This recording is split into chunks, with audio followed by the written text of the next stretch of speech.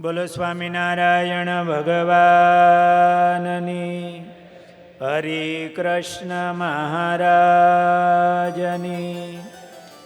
ઘનશ્યામ મહારાજની જય. પૂજ્યપાદ નારાયણ પ્રસાદ દાસજી સ્વામી, પૂજ્યપાદ ધર્મ વલ્લભદાસજી સ્વામી, પૂજ્ય ભક્તિ વલ્લભદાસજી સ્વામી, પૂજનીય સંતો, સર્વે વહાલા ભક્તજનો. પૂર્વકથાના પ્રસંગમાં ગુરુદેવ શાસ્ત્રીજી મહારાજ ગંગા કિનારે હરદ્વારમાં ચૈત્ર માસનું અનુષ્ઠાન 1 મહિના સુધી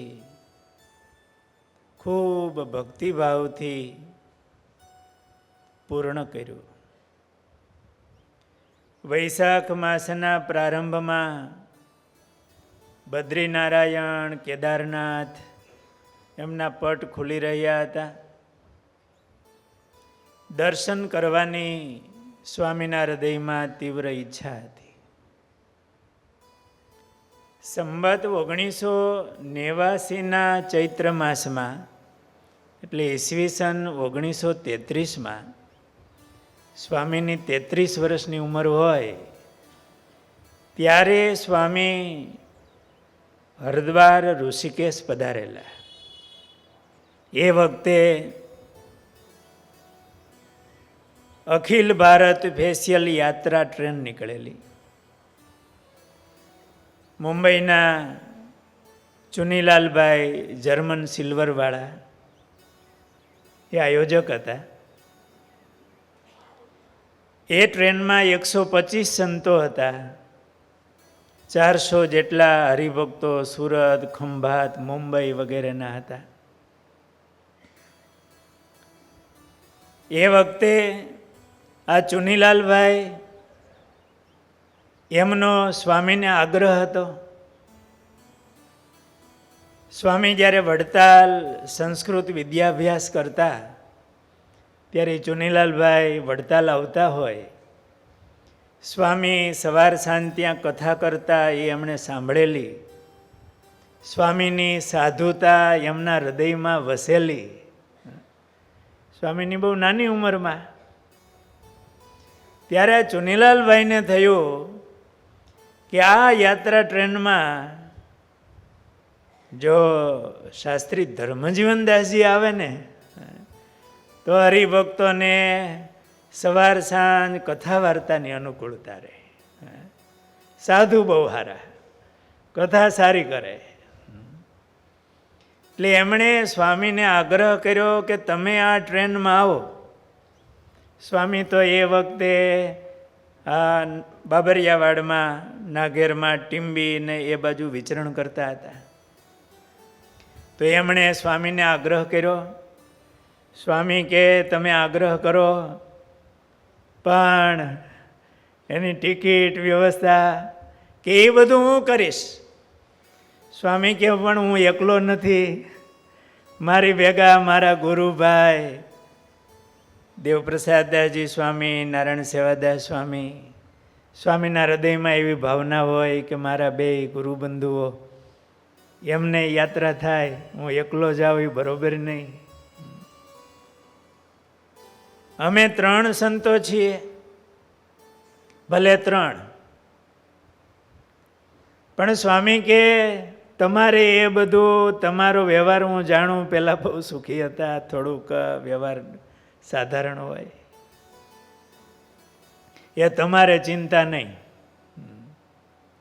અને એ ચુનીલાલભાઈએ સ્વામીને બહુ આગ્રહ કે સાધુતા અને સ્વામીની કથા વાર્તા એનો લાભ બધા યાત્રાળુઓને મળે. એટલે એમણે પછી ટિકિટની વ્યવસ્થા તો ગાંધીબંધુ પાસે, માણેકચંદભાઈ પાસે કરાવી. એ મુંબઈના હતા.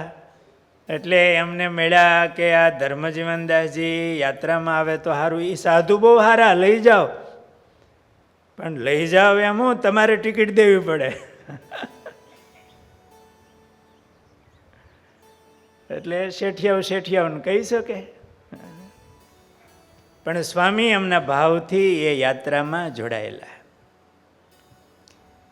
ખંભાતના સદગુરુ માયાતીતાનંદ સ્વામી બહુ સમર્થ ને સ્વામીનો પ્રભાવ બહુ મોટો હતો.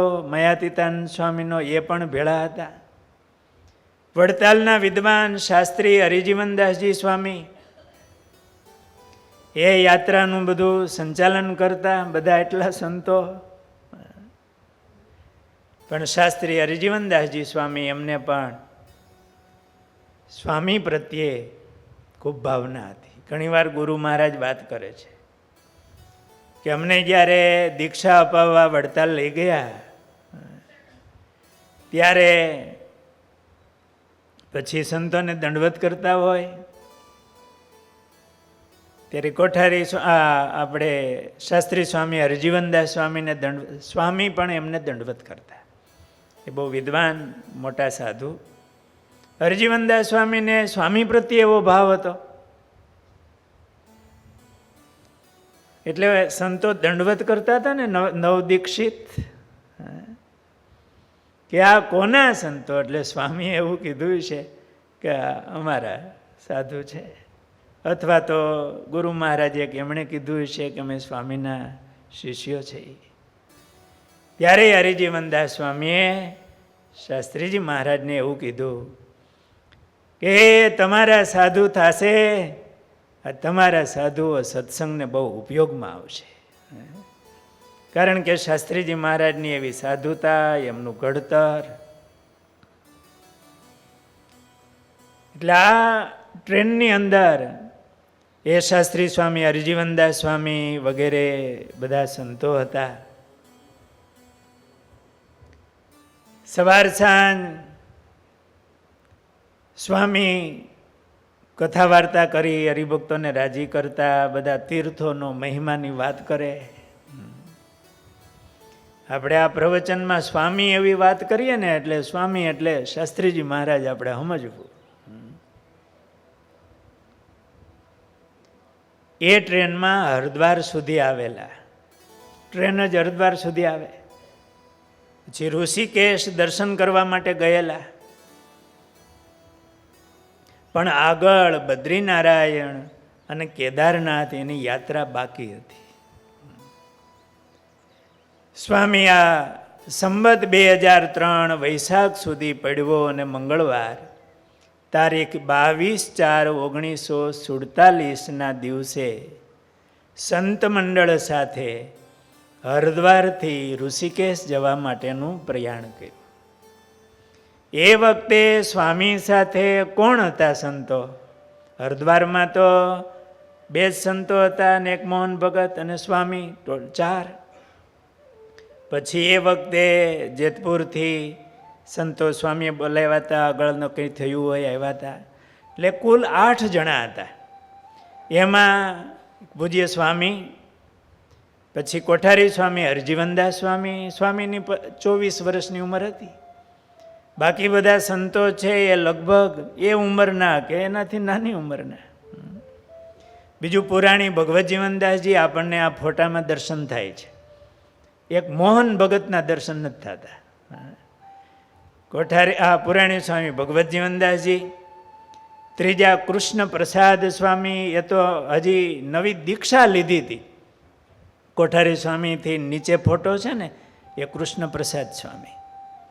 પછી મોટા હરિજીવનદાસ સ્વામી એટલે ઉપરના ભાગમાં ખૂણા ઉપર જે જેતપુર મંદિરમાં વર્ષો સુધી કોઠારી રહ્યા. સ્વામી પ્રત્યે અમને બહુ ગુરુભાવ હતો અને અહીંયા સ્વામીના દર્શને આવતા, દંડવત કરતા અને મળતા, એ અમે સંતોએ દર્શન કર્યા હોય. ને ત્યાર પછી નારાયણ વલ્લભ સ્વામી એ જેતપુર મંદિરના નીચે, જે આ સાઈડમાં ફોટો છે, એ જેતપુર મંદિરના આપણા કોઠારી સ્વામી હરિકૃષ્ણદાસ સ્વામી, જે બહુ પવિત્ર સંત, એમના એ શિષ્ય એ નારાયણ વલ્લભદાસ સ્વામી. અને તોરીના ઝીણાભાઈ પટેલ,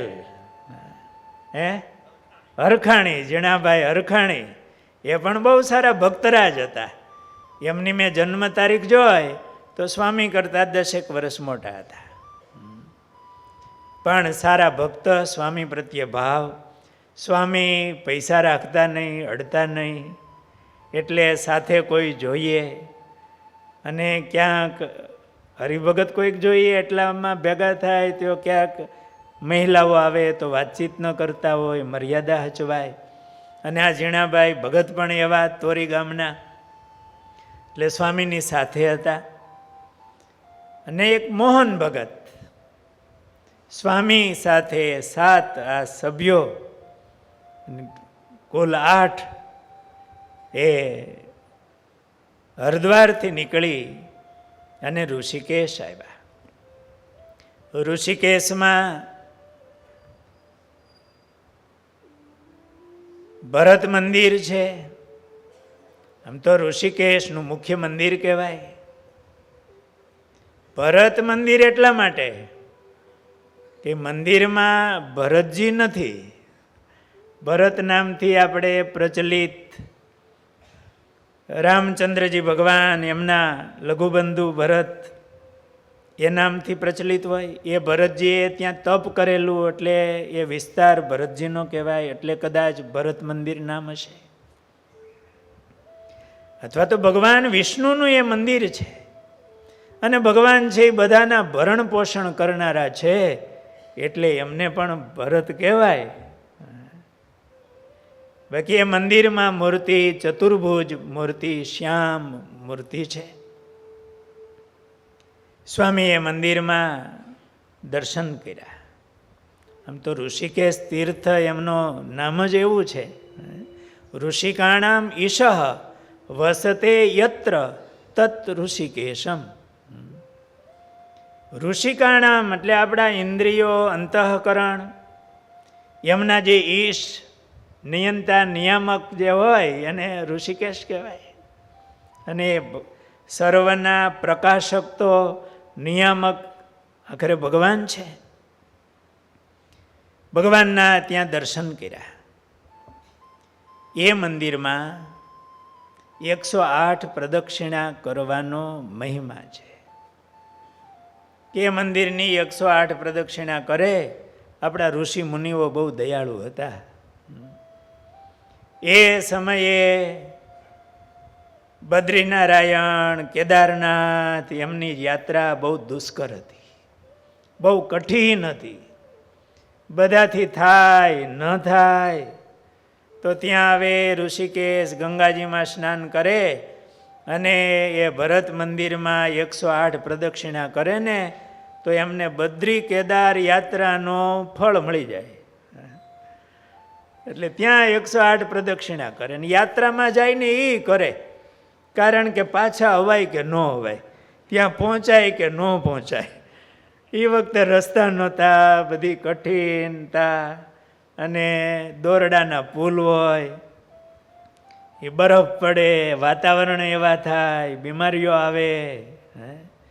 એટલે ગયા તો હોય ત્યાં પહોંચાય કે ન પહોંચાય, પણ અહીંયા 108 પ્રદક્ષિણા પહેલાં કરી લે ને એટલે યાત્રા પૂરી થઈ ગઈ કહેવાય. એ વખતનો એ સમય માણસો ફરવા માટે ન જતા. અને ફરવા ત્યાં કઠિનાઈમાં જાય કોણ? પણ એક ભાવના કે એકવાર ગંગાજી સ્નાન થઈ જાય જીવનમાં, આપણા પાપ બળી જાય. અને ગંગાજીએ જે યાત્રા કરવા જતા ને નીકળે ત્યારે વિદાય એવા ભાવથી અપાતી.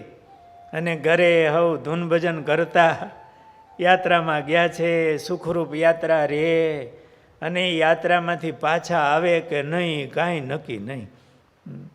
ટેલિફોન નહોતા, વ્યવસ્થાઓ નહોતી, પણ અતિ મહિમા ભાવ. અને ગંગાજીએ યાત્રા કરવા, સ્નાન કરવા ભાવિકો જાતા.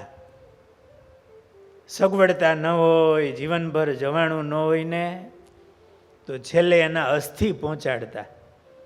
એ અસ્થિ ક્યારેક કોઈક જાય ત્યારે ભેગા મોકલાય. એ જવાનું ક્યાં વખત હતા, અથવા તો પૈસો હતો. પણ મર્યા પછી પણ અસ્થિ જો ત્યાં પહોંચી જાય ને ગંગાજીમાં પધરાવે તો એમ ભાવ થાય કે એનું કલ્યાણ થઈ જાય. આવો મહિમા, આવો ભાવ. અને પોતે સ્નાન કરે તો કેટલા ભાવથી કરે. અટાણે ફરવા જતા હોય, ફરવા જાય, બધું કરે, ટાઢું પાણી બહુ હોય તો માથે ચડાવે કે ન ચડાવે, અથવા તો સ્નાન કરે તો એ મહિમાથી કરતા હશે હવ, પણ કરવું જોઈએ. આવો મહિમા છે. સ્વામી એ ઋષિકેશ આવ્યા. એ વખતે અક્ષય તૃતીયાનો એ દિવસ હતો. ત્યારે સ્વામીને પછી અક્ષય તૃતીયાનો દિવસ નહીં, પણ સ્વામી તો પડવાને દિવસે જ આવ્યા. પણ અક્ષય તૃતીયાનો મેળો ભરાય એટલે ભીડો બહુ હોય. એટલે સ્વામી એમની ડાયરીમાં લખે છે કે 108 પ્રદક્ષિણા કરવાનો સંકલ્પ હતો, પણ ભીડો એટલો હતો કે પ્રદક્ષિણામાં મર્યાદા સચવાય નહીં ભાઈઓની.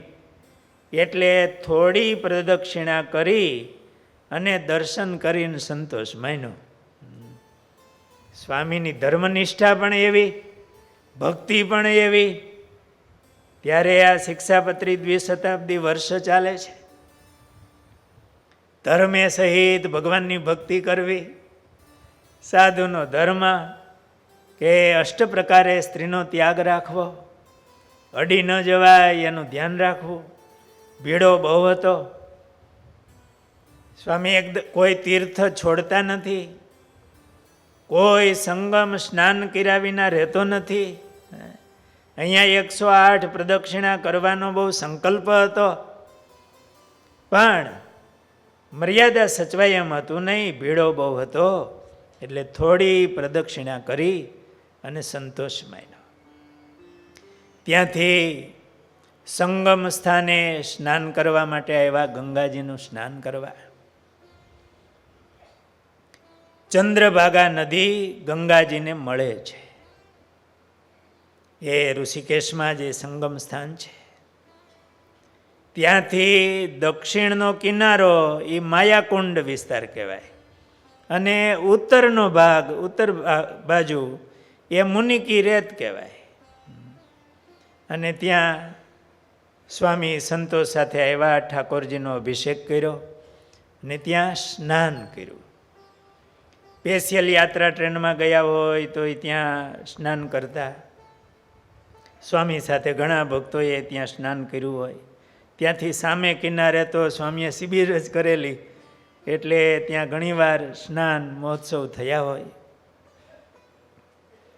તો અહીંયા સ્નાન કર્યું સ્વામીએ. સ્નાન કરી શત્રુઘ્નજીના મંદિરે અને શંકરાચાર્યજીનો મઠ છે, કૈલાશ આશ્રમ, ત્યાંની પણ મુલાકાત લીધી. પણ સ્વામીને સામે કિનારે જવાની ઈચ્છા હતી. ત્યારે એ રામ ઝૂલા નહોતો, લક્ષ્મણ ઝૂલા આગળ આવે, એ પુલ નહીં. એટલે વાહણમાં બેસી અને સામે કિનારે જવાતું. એટલે સ્વામી હોડીમાં બેસી અને સામે કિનારે ગયા. ત્યારે તો બહુ દિવ્ય વાતાવરણ, એટલી કોઈ ધાર્મિક ભાવનાઓ જ હતી. સાધકો આવતા, કોઈ વેપાર કે પર્યટન સ્થળ ને એવું નહોતું, બધાય ફરવા આવતા હોય એવું. એટલે પવિત્રતા પણ એવી હતી. ને ગંગાના સામે કિનારે તો કોઈ વાહન પણ જતા નહીં, એટલે બહુ શાંત વાતાવરણ હોય. સ્વામી હોડીમાં બેસીને સામે કિનારે ગયા. પાછું આવવાનું હોય ને ત્યારે હોડીમાં બેસીને અવાય. એક સ્વામી બહુ સરસ વાત કરતા. સ્વામી કલ્યાણ માસિક એ વાંચતા સ્વામી, અને એમાં હનુમાન પ્રસાદ પોદારજી એ બહુ ભક્ત. અને બહુ ધાર્મિક હતા. એમના લેખો આવતા. સ્વામી એ લેખો વાંચતા. એમાં એક લેખ વાંચી અને પછી સ્વામી ઘણીવાર એ આ ઋષિકેશ, એ ગંગા કિનારો, એ હોડીમાં બેસીને સામે કિનારે જવાય એવો જ એક પ્રસંગ, એમની એક વાત કરતા. એટલે સ્વામીના જીવનની કથા હાલે છે એટલે ભેગું ભેગો સ્વામીનો ઉપદેશ પણ યાદ આવ્યો છે તો આપણે લેતા જઈએ. સ્વામી એવી વાત કરતા, એક શેઠ હતા, એ હોડીમાં બેસીને સામે કિનારે આવ્યા હશે અને ગંગાજીની રેતીમાં એ સરસ પવિત્ર કિનારો, ત્યાં બેસીને થોડુંક આમ ધ્યાન કરતા હશે. આમાં સ્વામીએ ડાયરીમાં એવું લખ્યું, જેમ સ્વામીએ જ્યાં સંગમમાં સ્નાન કર્યું ને, તો ડાયરીમાં સાથે એવું લખ્યું છે કે ત્યાં સ્નાન ધ્યાન કર્યું. સ્નાન ધ્યાન કર્યા, વિધિવત સ્નાન ધ્યાન કર્યું. એટલે એક તો વિધિવત સ્નાન, ભગવાનને સંભાળીને સ્નાન થાય, અને પાછું ધ્યાન. ધ્યાન બહુ અગત્યનું છે કે દૂર દેશમાં યાત્રા કરવા ગયા હોય ત્યારે થોડુંક સ્થિર થાવ, એ ધ્યાન કરે, પોતાના આત્માનું સ્મરણ થાય, એ તીર્થનો મહિમા. આપણે ક્યારેક બેઠા હોય ને ત્યારે થોડુંક ધ્યાન કરવું,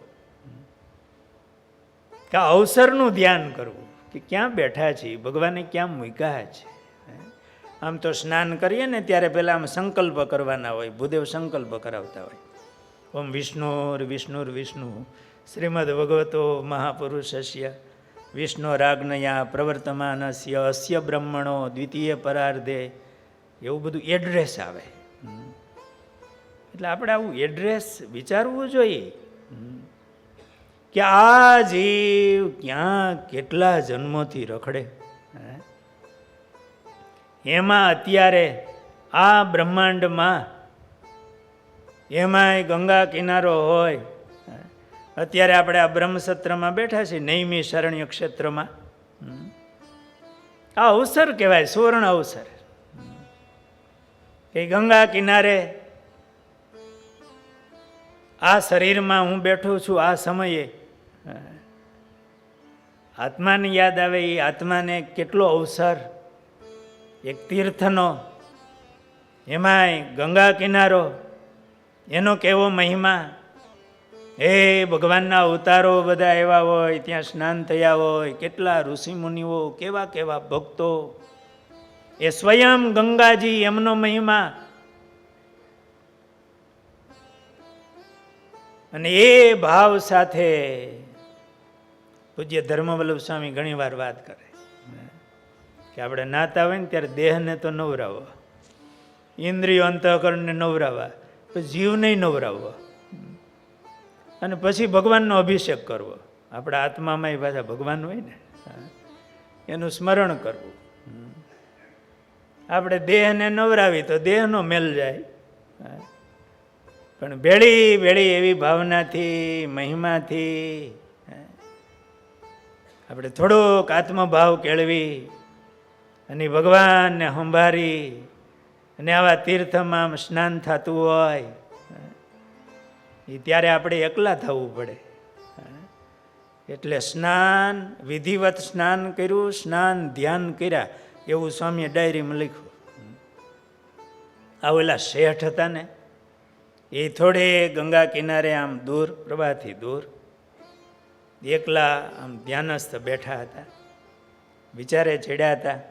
કોઈક આવો જ અધ્યાત્મનો વિચાર કરતા હશે કે ભગવાને આ માનવ દેહ આપ્યો છે, એમાં એ ખોવાઈ ગયા વિચારમાં, ભગવાનને સંભાળવામાં.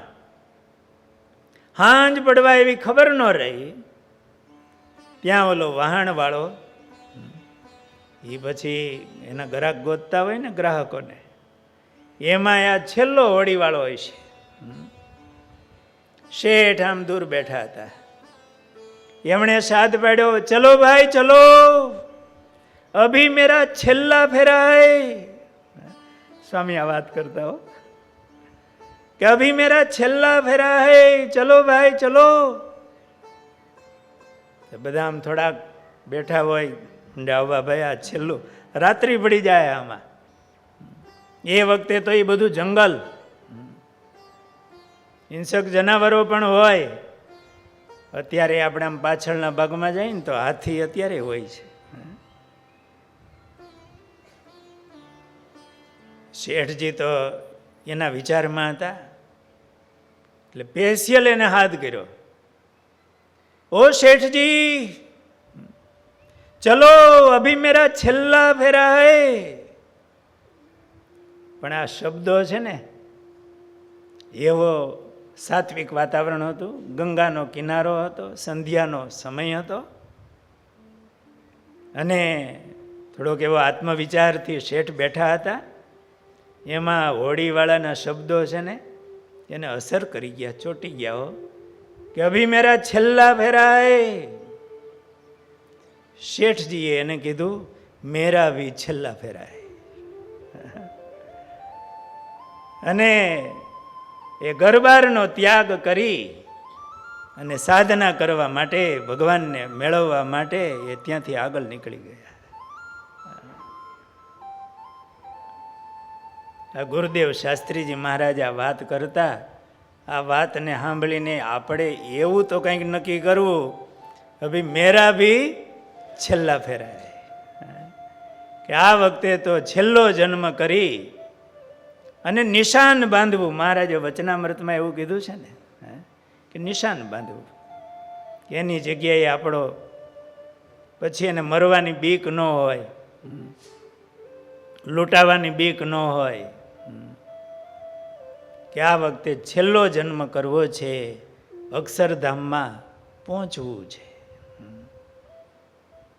એવો એક સંકલ્પ કરવો, ગોલ બાંધવો. સ્વામી હોડીમાં બેસીને આગળ ગયા. એ સ્વર્ગાશ્રમ, એ વખતે સ્વર્ગાશ્રમ બાબા કાલી કમલીવાળાની એ જગ્યા, એનું એ નિર્માણ થયું હશે, એ આશ્રમ હશે, ગીતા ભવન. સ્વામીએ ત્યાં દર્શન કર્યા. એ દર્શન કરી સ્વામી થોડાક આગળ ચાલ્યા. સ્વામી એમની ડાયરીમાં લખે છે કે આગળ ગંગા કિનારે અને માયાકુંડથી ગંગાને હામે કિનારે, હામે ભાગમાં, ત્યાં એક વડલા નીચે એક મોટો વડ હતો, અને ત્યાં એક મહાત્માજી, સ્વામીની ડાયરી જ વાંચું છું, ત્યાં એક મહાત્માજી આજ 10 વર્ષથી અખંડ સવારથી સાંજ સુધી જનતાને ભજન કરાવે છે.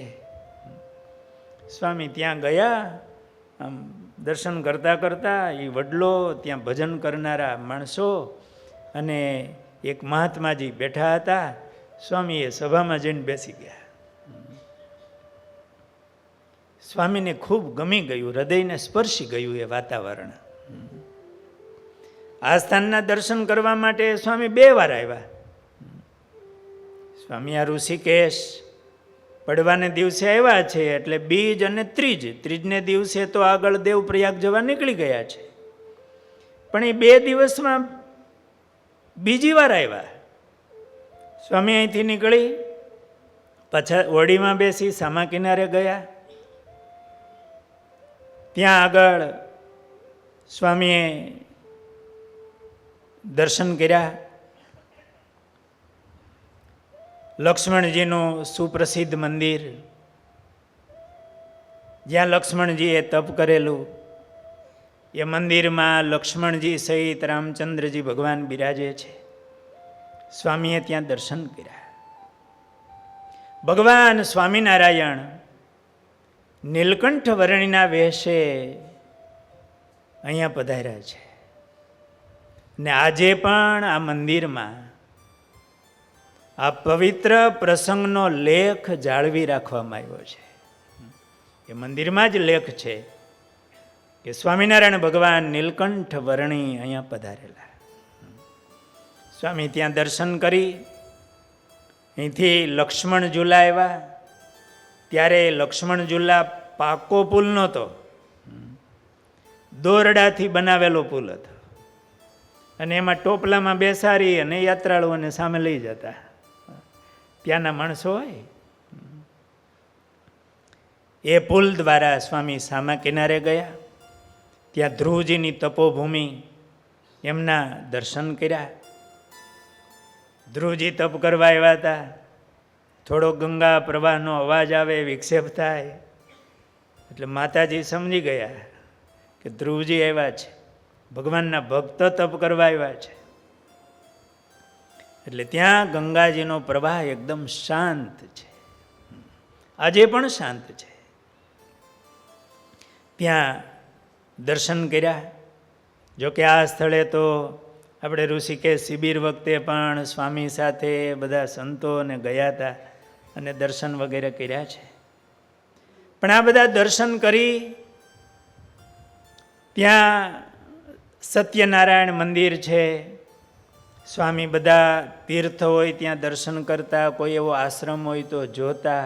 સ્વામીના દર્શન કરવાની ભક્તિભાવ અને કંઈક નવું જોઈ અને સારું લાગે, ગુણગ્રાહી હતા. તો ક્યારેક એવું કરવા થાય મહારાજને રાજી કરવા માટે. સ્વામી આશ્રમોમાં થઈ આ ભજનાનંદી સંતનું આકર્ષણ હતું એટલે ફરીને ઓલા વડલે આવ્યા સ્વામી. સ્વામી ડાયરીમાં લખે છે કે 2 વાર એ સ્થળે ગયા. એમ સ્વામીને ત્યાં એવો સંકલ્પ થયો કે આપણને પણ ભગવાન ક્યારેક અવસર આપે તો અહીંયા ભજન કરવા આવું. સ્વામી આ વાત કરતા ત્યારે એ સ્થળ જોયેલું. એટલે છેલ્લે સ્વામીએ ઋષિકેશની શિબિર કરી. એ વખતે સંતોને અહીંથી સ્વામીએ મોકલા. જબરદાનભાઈ ભેળા હતા, પ્રભુ સ્વામી ભેળા હતા, પ્રભુ સ્વામી હતા.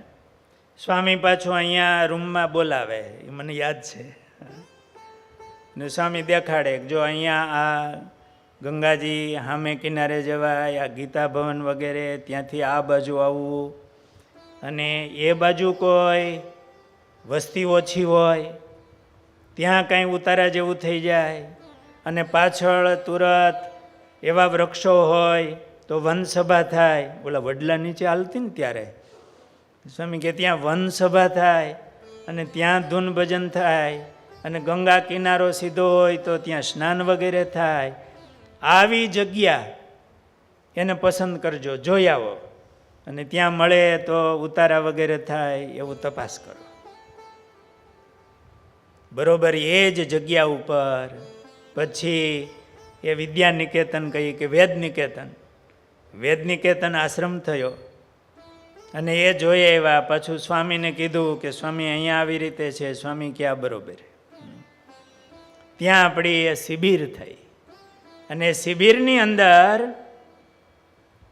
ત્યાંના જે વેદ નિકેતન આશ્રમના અધ્યક્ષ મહામંડલેશ્વર વિશ્વગુરુજી મુનિશાનંદજી એ સ્વામી પાસે આવેલા.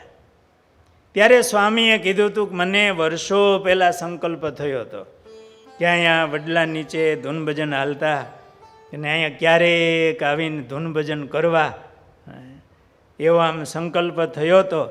ત્યારે એ મુનિશાનંદ એવું બોલ્યા कि आपने यहाँ भजन करने का संकल्प किया था, इसलिए तो भगवान ने हमें यहाँ आश्रम बनाने की प्रेरणा दी.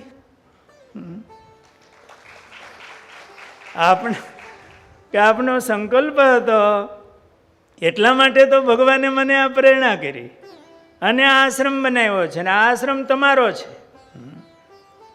એ વાત કરતા એવી એને સ્વામીના દર્શન કરી આ ધૂન ભજન વગેરે જોઈ એને બહુ ગુણ આવેલો. એ ત્યાં આવેલા, એમનું પ્રવચન હજી વિડીયોમાં હશે. એ મુનિશાનંદજી એવું બોલેલા, હું થોડા શબ્દના ફેરફાર સાથે બોલું છું. कि आप यहाँ आए हैं, ये तीर्थ ने पवित्र बनाने के लिए आए हैं कि आपका सानिध्य से, स्नान से ये तीर्थ पावन होगा।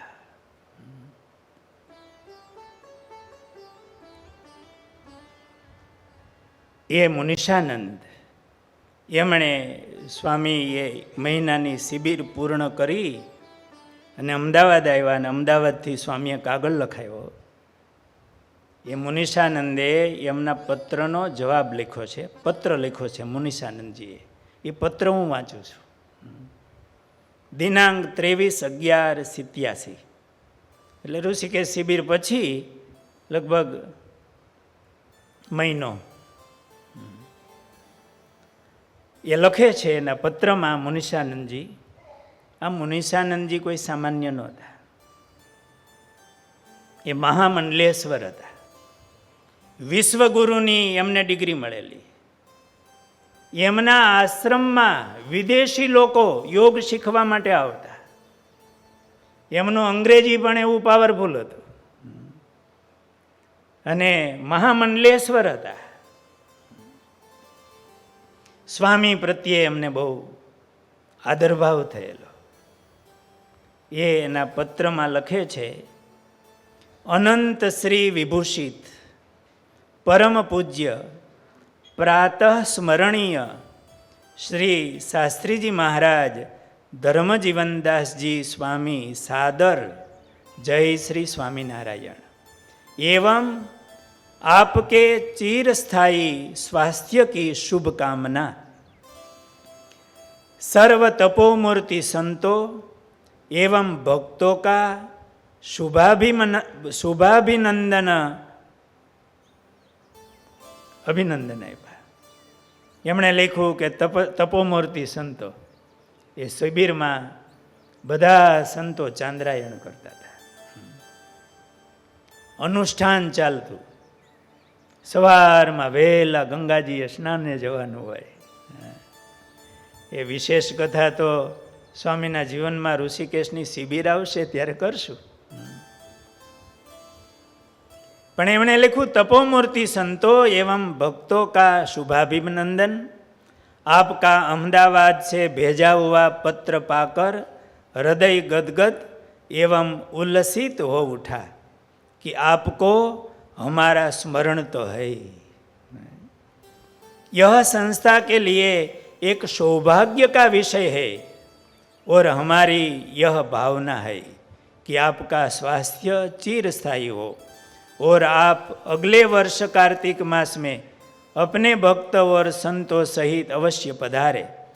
संस्था की ओर से आपका स्वागत है और आप सभी से हमारे आग्रहपूर्ण निमंत्रण को अवश्यमेव स्वीकार करेंगे तथा हर साल पधार कर इस भूमि को पवित्र करेंगे.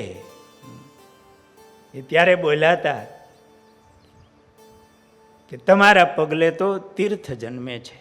તમારા જેવા સંત અહીંયા આવે તો તીર્થના પાપ ધોવાય અને એ પાવન બને, એવા સંત છે એવું એમણે પ્રવચનમાં કહેલું.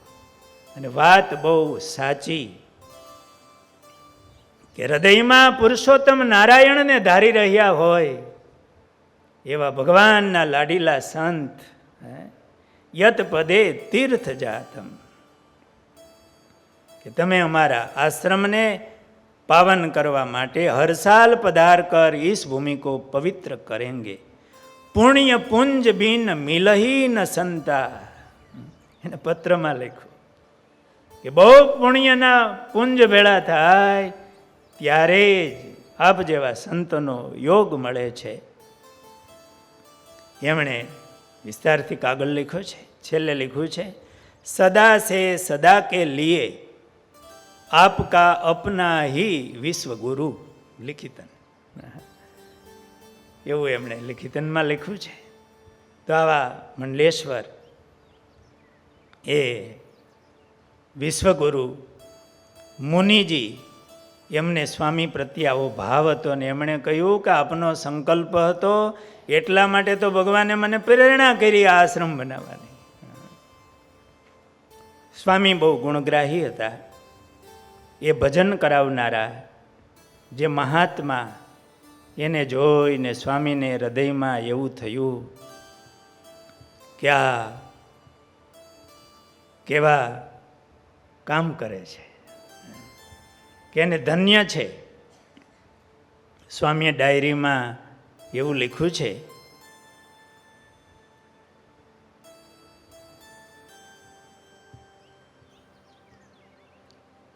કે આ સ્થળ એવું હતું.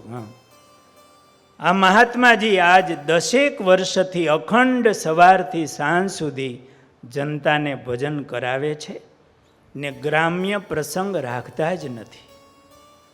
આ સ્થાનના પણ દર્શન કરવા 2 વખત ગયેલ.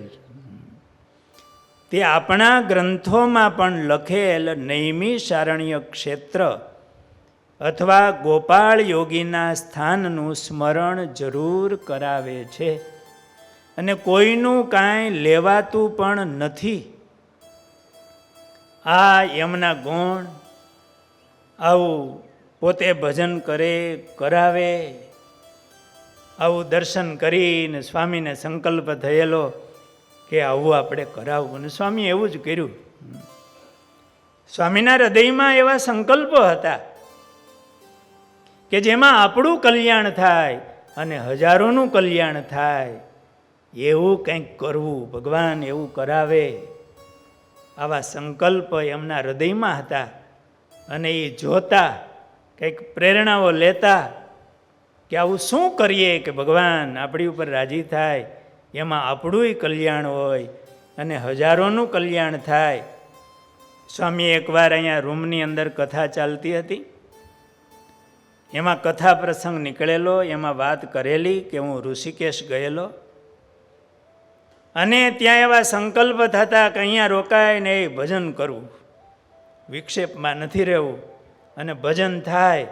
સ્વામી કે હું ત્યાં સદાવ્રત અપાતું ને એમાં જોઈ આવ્યો, કાલી કમલીમાં સદાવ્રત અપાતું, કે એમાં ભીનું જ આપે છે કે કોરું પણ આપે છે.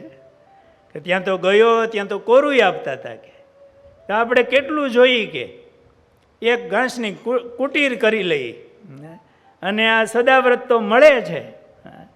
સ્વામી કે ત્યારે જુવાની ઉંમર હતી એટલે બીજા કંઈ વિચાર ન આવતા, કે બીજા કોઈ વિચાર ન આવતા.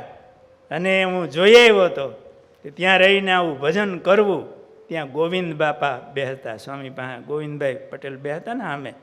એટલે ગોવિંદભાઈ બોલ્યા કે સ્વામી તમારી ઈચ્છા હોય ને તોય ભગવાન તમને ત્યાં ન રહેવા દે, આ બધું કરાવવું હોય ને. અને સ્વામી પાસે મહારાજે કેવું કરાવ્યું, આ વસ્તી વચ્ચે આવું નૈમિષારણ્ય ક્ષેત્ર અને કેવું ભજન થાય. અને આશ્રમ એવો જ સ્વામી પાસે કરાવ્યો. સ્વામીના હૃદયમાં એવી ભાવનાઓ, તો કેવું સ્વામીને આ આશ્રમ મહારાજે પ્રેરણા કરી. એટલે ત્યારે ગોવિંદભાઈ એવું બોલ્યા, સ્વામી તમારે ત્યાં મારે આવો સંકલ્પ હતો ને, પણ મહારાજ તમને એ ન કરવા દે ને, એ રહેવા ન દે, કે આવું તમારી પાસે મહારાજને કામ કરાવવું હશે. પણ સ્વામીએ આપણી વચનામૃતની કેસેટમાં જ આવે છે કે સ્વામી કે હું ત્યાં જોઈ આવ્યો હતો કે અહીંયા સદાવ્રત અપાય છે અને કોરું પણ મળે છે, એટલે થોડીક બાટી બનાવી લેવું અને ભજન કરશું. જુવાની ઉંમર હતી એટલે બીજા કંઈ વિચાર આવતા નહીં. એટલે સ્વામીને આ સ્થળ ગમી ગયેલું. સ્વામી અહીંથી ઋષિકેશથી આગળ હવે દેવપ્રયાગ તરફ જશે, પણ એ કથા આપણે આવતીકાલે લેશું. બોલો સ્વામિનારાયણ ભગવાનની.